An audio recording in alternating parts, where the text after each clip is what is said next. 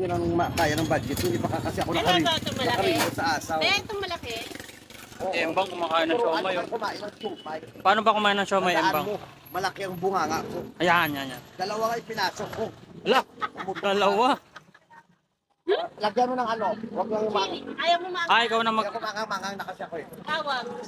Oh, pero magkano yan? Dalawa magkano? Mura lang pa dito eh. Mura lang yan. Budget meal yan. Sa pira. Tuturuan kayo ni Embang paano kumain ng siomay in the simple way. Kung pira, kulang naman yung cash. Bilangin mo tiwa. Tapos natin yung mga street food. Tingnan mo. Oh, paano kumain? Kain ng siomay, hindi basta-basta. Ayan na. Kailangan malakas ang pananampalataya kung tanggalin mo Espiritu Santo. Kailangan Ba't tinanggal mo yung ano? professional ka dapat. Ayan. Ay, grabe. Malok pa dahil. Sarap. Ang sarap. Grabe. Isa pa. Sarap. Isa pa, libre ka. Ang sarap siguro yan pag sa itlog ginawa.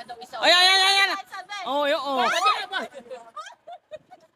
Grabe. Ay, tubig. Yan ang tunay na pagkain pala ng siomay. Oo, tubig. Oh, nilabas. Ay.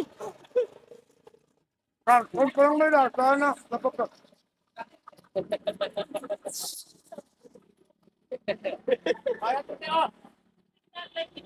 Panahon ngayon walang libre-libre.